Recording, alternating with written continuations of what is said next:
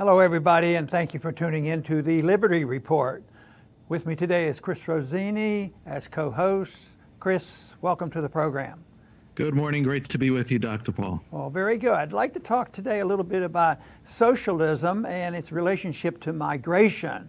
And in doing this, we'll probably talk about socialism in its various forms and why mass migration occurs, not only for economic reasons, for war reasons, and these various things, but usually bad government policies that cause people to move around. Because if governments provided freedom and liberty and good policy and sound money, people would probably be pretty content to sit still.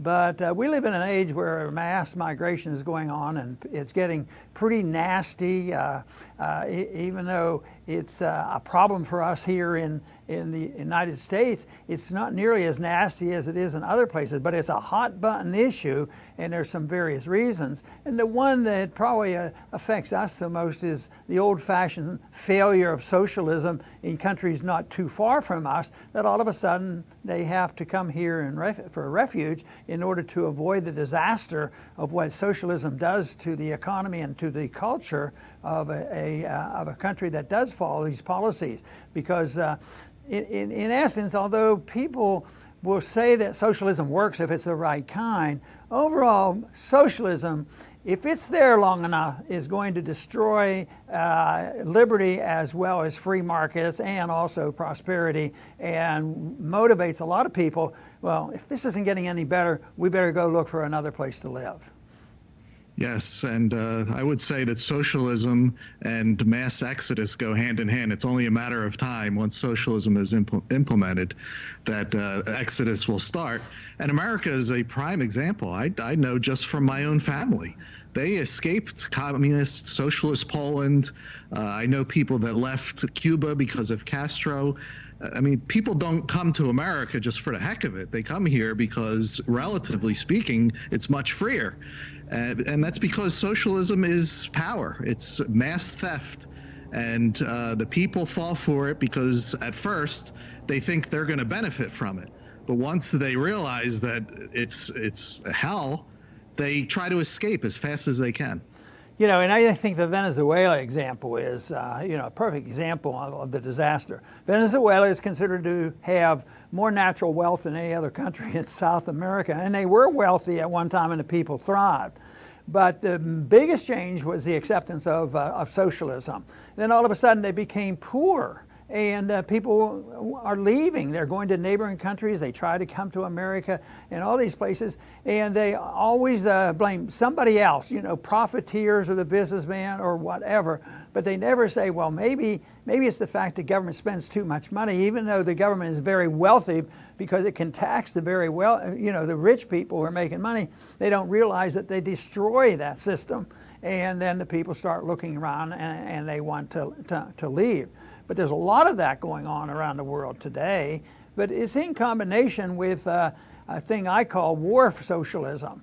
We don't have true socialism in this country. We have interventionism, and a lot of them, welfareism and inflationism.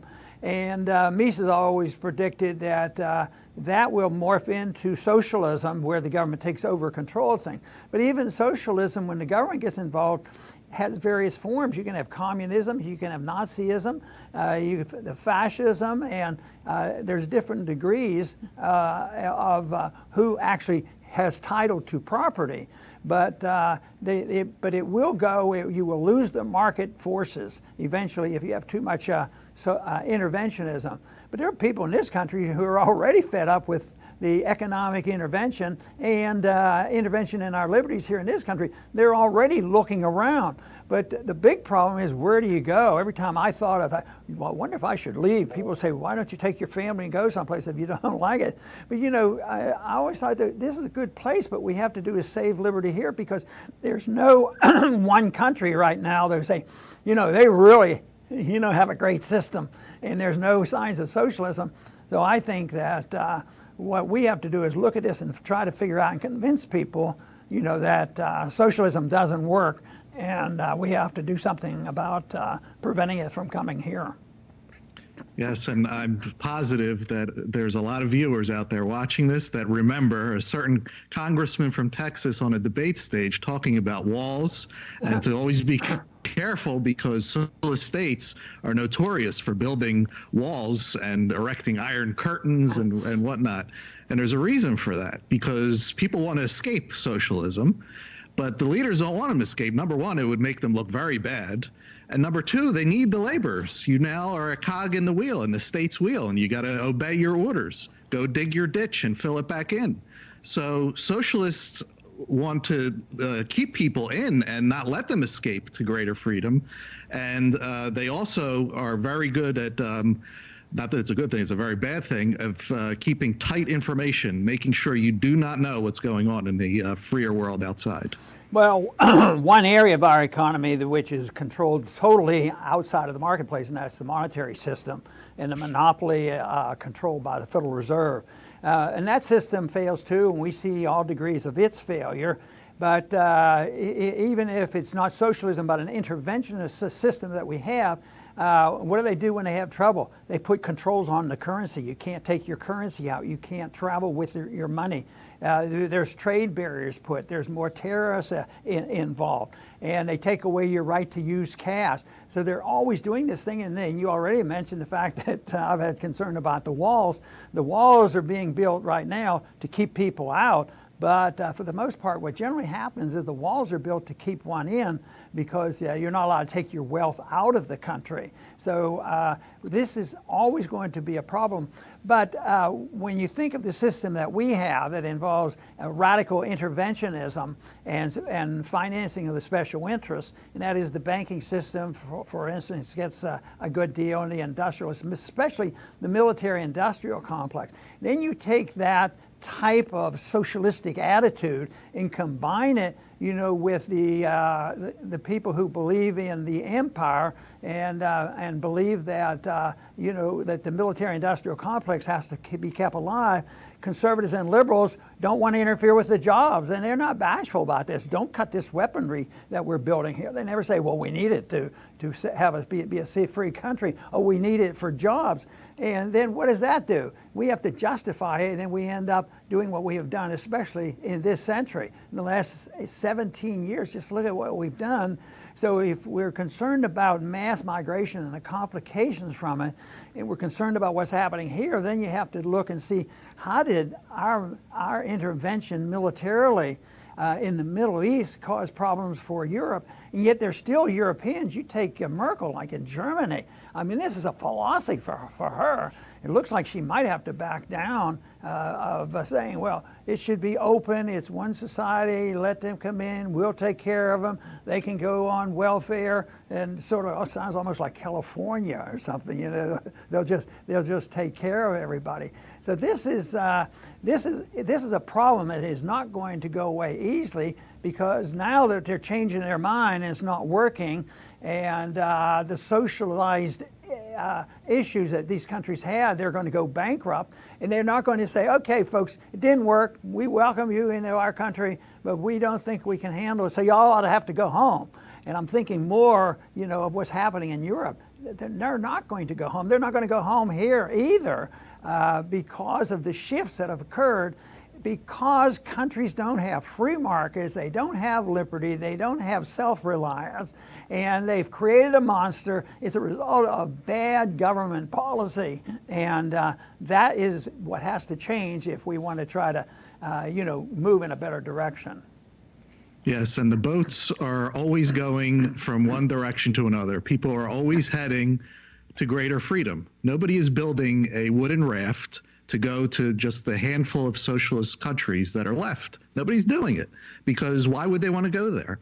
So, but what happens is new generations come along and they have no idea of history. They're definitely not taught it in school. They have no family stories, and they don't know how bad and how deadly socialism is.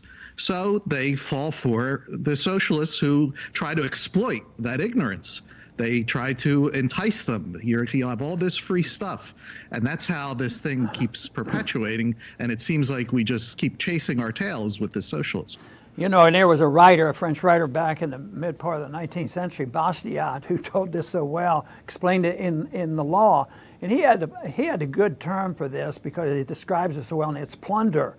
And he said there's only three choices you have. You can have a few plundering the rest, or you can have a lot of people plundering a lot of people, or you could have nobody plundering anybody. And so that, of course, was what he advocated. But in this country, I would say we're close to a lot of people plundering a lot of other people. But plunder means not production. And that means debt and impoverishing people, dependency on borrowed money, and also dependency on inflating a currency where there's more trust in the currency than is deserved. But then the collapse comes, and then the people have trouble. And inevitably, even in our country, I heard it said very much so, even in the 1970s, and the socialists say it all the time, that, well, there's no problem. It's just that the people don't have enough money to pay for the food. And many of these migrations, the same problem. We're hungry, we are starved, we need more money, and they will not listen to the argument, well, possibly the problem even came about the fact there was too much artificial money, too much fiat money, and too much shenanigans benefiting one group versus the other. And this is why this problem is going to be around for a while. And I guess symbolically, at least, we're seeing, some bad signs when we start seeing people in this country now not feeling bashful at all about running. I'm a socialist, and still pulling it off and winning elections. So this is a bad sign. I don't think they're going to win. I think they're old-fashioned. It always fails. I think people should wake up, and that the whole story about free markets and prosperity is so clear-cut and so beneficial, and it's put into the context of liberty, not only economic liberty, but put into social liberty too, our personal liberties, our religious liberties, our intellectual liberties, that there's just no reason why the economic socialists can win this fight, because it's such a disaster, and yet right now they're sort of getting away from this. And I think one of the reasons is that we don't have a political party, a major party, Democrats or Republicans, aren't really free market people. They're not, really believers in liberty, and they don't understand that. They endorse the same philosophy. So this is why, there may be the Republicans rebel against the established Republicans and elect a guy like Trump. And right now, it looks like on the Democratic side, they're rejecting the establishment Democrats and going toward socialist Democrats. And they think there's a difference between this, but it's all the same thing. It's interventionism. It's socialistic, if not coming very close to socialism. It's the rejection of liberty, and they just keep doing this, and that's why it's so crucial that we introduce the ideas of liberty and free markets and sound money to more and more people, because we will need to rebuild our society, because this will not last. The big question is that you can understand how Venezuela can go broke and their currency can go to zero, but if we're going to wait until that happens to the dollar, boy, that is going to be a very, very big deal. And there's a lot of people, I worry about it, there's a lot of people that believe this can happen. The rebuilding of that is not very easy. But this is why for so many years I have emphasized the issue of money. But it's not just money, it's the integrity of the system, integrity of the money, integrity of the political system that makes all the difference. And it requires an understanding of the importance of liberty, and also the importance of property rights and contracts. And this is so important, and the limitation of government power. But when we get into trouble, they say to the Federal Reserve, we need more money, let's print more money. When you go to the government, they say, well, there's not enough government. People are having trouble, so we just need more government, more spending, and more debt. Well, that's going to come to an end. So let's hope let's hope that we can help influence the people and help, and others, organizations will continue to do this and not throw up their hands, because we have the winning issue. Liberty is a winning issue. It's the distribution of that is so important. And right now, it's not as easy as it was even 2 years ago to be able to get our message out on the internet. But we still have a vehicle, because truth will out in the end, because it is the correct answer. So, Chris, I think you know what my vote is on socialism. I think socialism is a monster. I think it's a moral monster. It's an economic monster, and we ought to attack it and not allow people to be persuaded by saying, oh, but democratic socialism. Ron, you're criticizing all socialism, but as long as it's democratic, the dictatorship of the majority, well, that's what we have now, the dictatorship of the majority, and that's why there's more poor people than ever before. Now, changing the names, I think the only thing we need to be careful about are the definitions, because there are different forms. And that's why I use the word a lot of time socialistic, and then pure socialism is when you lose the market forces of prices and supply and demand. And that's when the big trouble starts. And that's when you see the economy collapsing like it has in Venezuela. Yes, I'll close, Dr. Paul. You're right on the money. Liberty is the winning issue. And the moment that America was created, this one country where the individual is free, in an authoritarian world, with mankind's history being pure tyranny all the time, America immediately had a target on its back. Now, authoritarians know that they're not going to conquer a free people, because free people will fight to the death. So slowly, they had to initiate their reforms. The IRS, the Federal Reserve, war followed by war followed by war, and this is how a country descends to become just like the tyrants that it broke away from. But it can be reversed, because we have the winning ideas. People just have to embrace them. Yes, and it's always, always presented to the people as being utopian and grateful, and it's fair for everybody, and everybody will be equal. And people say, well, that's good. I'm not doing so well, so therefore the government will help take care of it. They don't realize they could do a lot better without the government. But also the goals of perfect fairness, and this idea that everybody has all social equality and all. What you want is equal access to liberty, and give you the encouragement to be able to work and keep the fruits of your labor. And so the utopian dream is something that is appealing to people, but it's really not enough, because I think people then accept it because of an illusion that this sounds wonderful, and it's utilitarian, and it's also beneficial, humanitarian, and this is all good. But it's also based on some arrogance. This is the part that people should be careful with. It's based on the arrogance, and I've seen too many of these kind of people in our government already, and that is the arrogance of the elite politician. The people in Washington know better than the people know. And they'll say the people are too dumb, they're incapable, they won't take care of their medical needs, and they go on and on. They need us to take care of themselves. And these people are very, very arrogant, that they're all wise, and yet they're the ones who are not very wise, and they get control of the government, and then they put a system of government on all of us, and we all suffer. Yes, there will be problems in a free society, but it will be limited to those who have made mistakes and have to get help elsewhere, but not from the government. But this whole idea that this elite group that ends up in government, that knows what is best for everybody, knows how to spend your money on, and what you can read or not read, and regulators. And not only that, in our system right now, in our government, the arrogance has grown to the point where American greatness, American exceptionalism is so great that we have to spread it throughout the world by force of arms, no matter how much it costs. And that's bringing us down.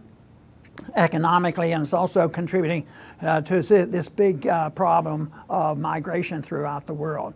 So liberty is the answer, and I think that we just have to exert a greater effort in order to prove that to more people, because there's so many examples throughout all of history where tyranny and tyrants and people, the authoritarians, they're always failing. So why should we do that? Fiat money always fails, and we keep trying it over and over again. So in a way, it's a history lesson that isn't heard. I guess one reason is it isn't properly taught in government schools. They wouldn't want the individuals to know exactly what's going on. But the answers are out there. They're good answers. They're wonderful. They're moral. And it is an American tradition. Our empire is not the American tradition. So I think our answers are available to us, and we have to do whatever we can to promote the cause of liberty. I want to thank everybody for tuning in today to the Liberty Report. Please come back soon.